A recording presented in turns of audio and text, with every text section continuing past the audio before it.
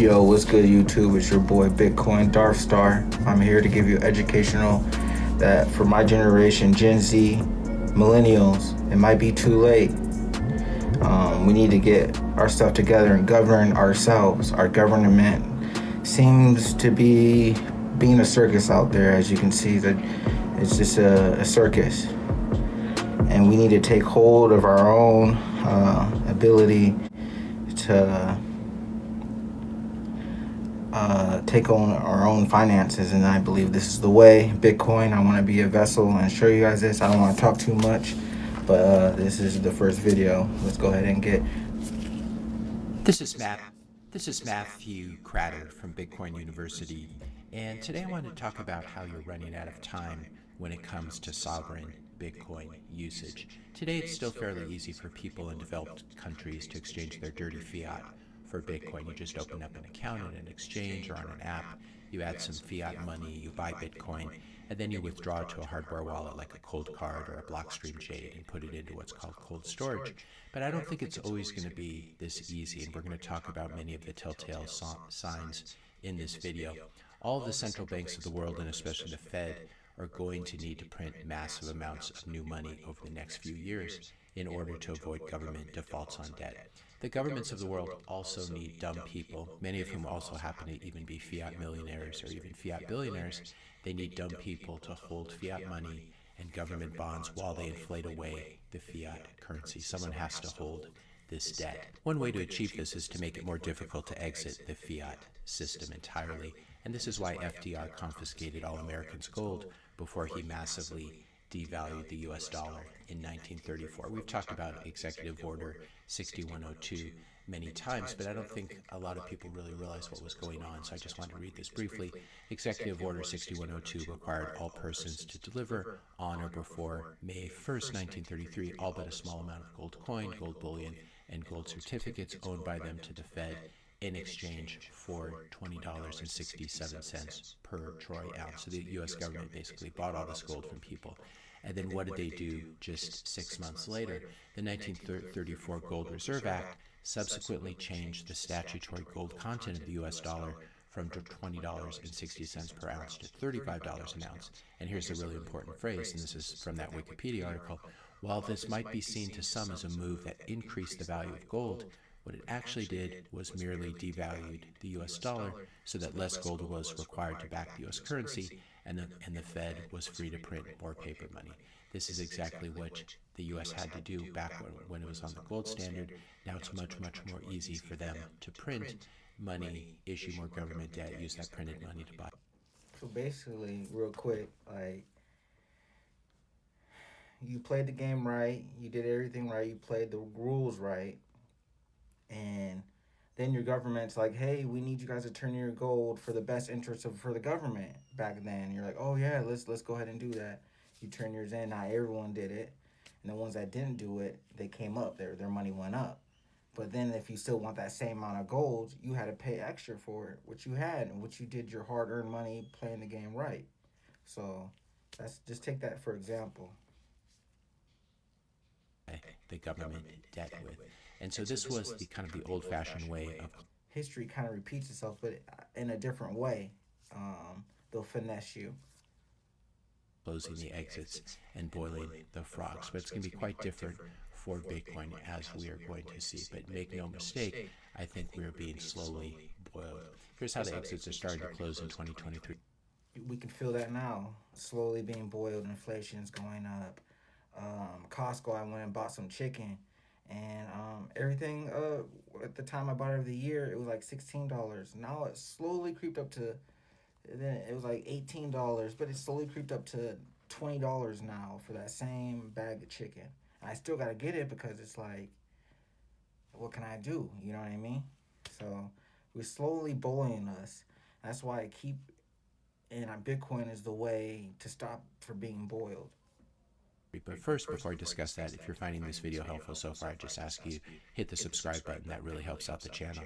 Hit the like button, leave a comment, question, suggestion for a future topic, and share this video. So I'm going to share an email here with permission from a viewer who sent this to me on August 2023.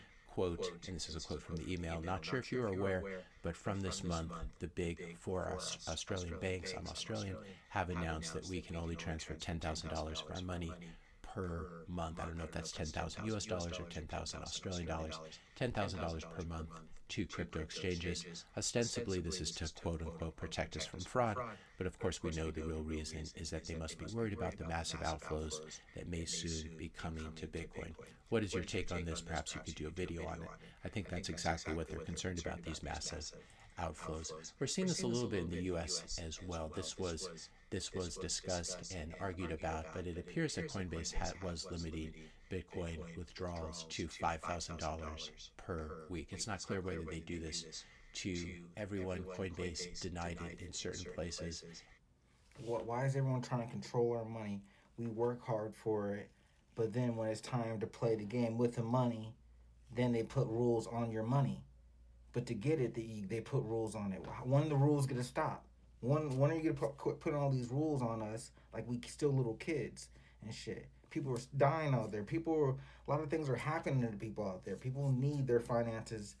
It's a form, a way of survival, war, and Bitcoin's going to stop all that Ponzi scheme with the American dollar. I feel like it's just crumbling over our heads, being printed. And denied in certain places. But this is something that if they're not doing now, they certainly could start doing. And it looks like in this case, they did sort of institute a throttle on withdrawals, even though this money was ACH settled already. So that is quite concerning if it's true. We're seeing this in a really more extreme manner in the UK. Now, your Bitcoin UK crypto firms will now be forced to seize some inbound payments. Now, how do you seize Bitcoin? Well, you can't really seize it if it's not being sent to you, but this is an example where someone is sending Bitcoin to a UK crypto exchange and thus giving up sovereign control of it, because then the exchange controls the address that it's in. And in this case, they can refuse to pass it on to the customer. That's what this is talking about.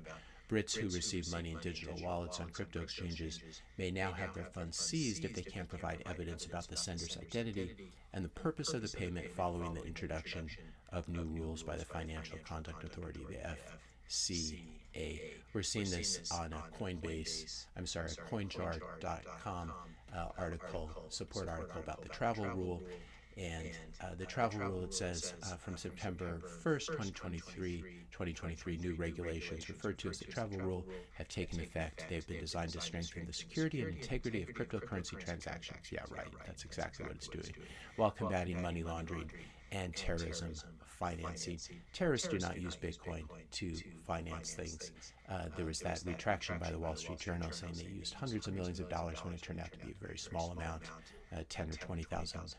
So this is not the real reason. The real reason is, of course, to control the citizens.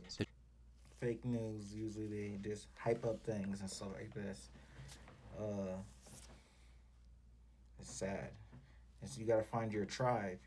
Fake news, you'll find your tribe. And that's what I'm doing, finding my tribe, preaching to the people that want to be awake and want to have financial freedom, that are still young. I'm talking about Gen Zs, millennials, and even Gen X. I mean, even my own, you know what I'm saying, parents will be in it too.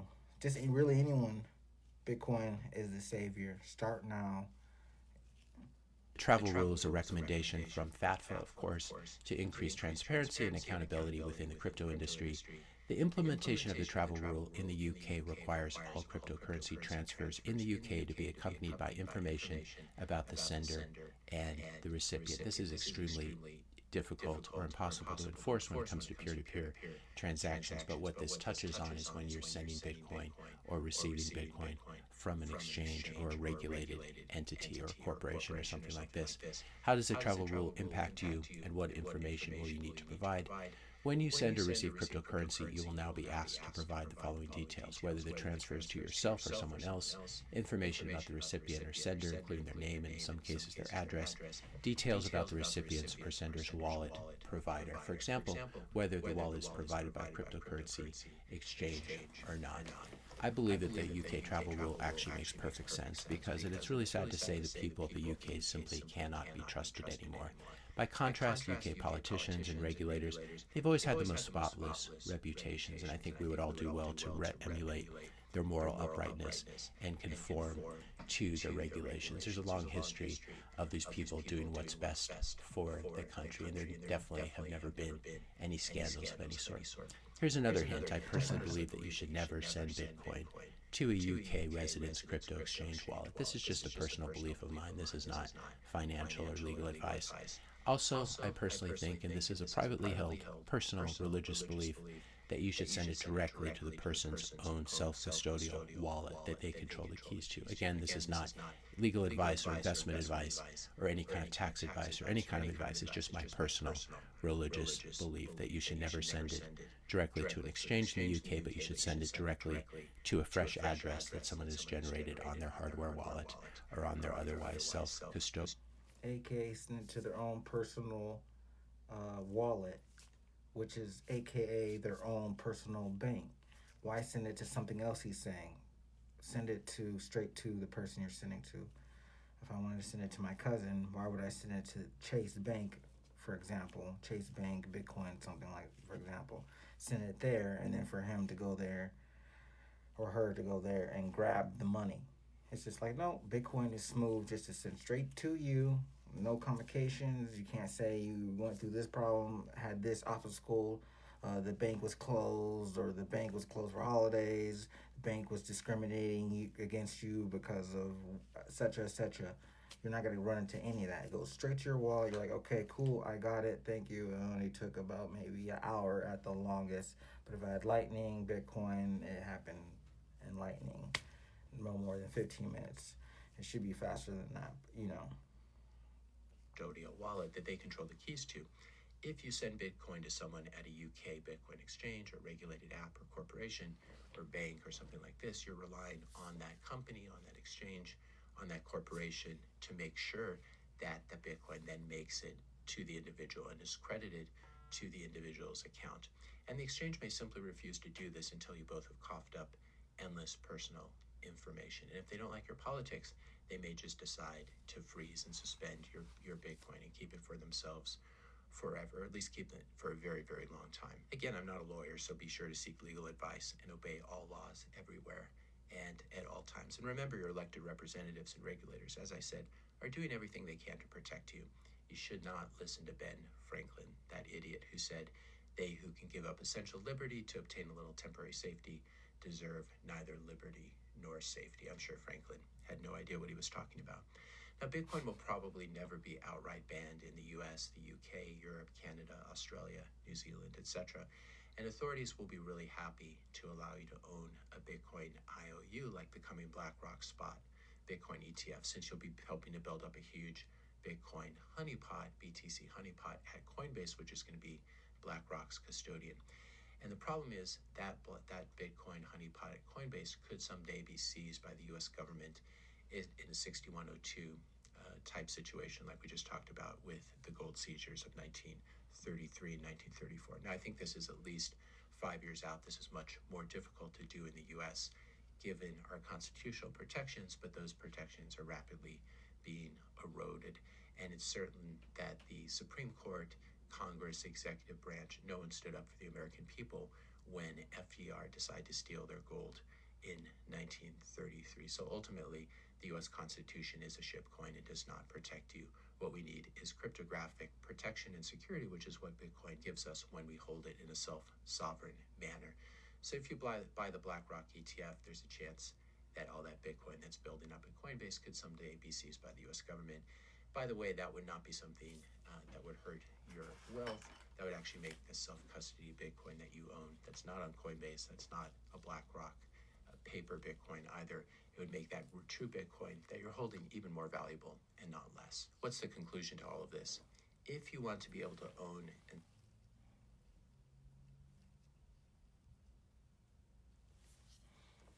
So, conclusion to this is get your Bitcoin.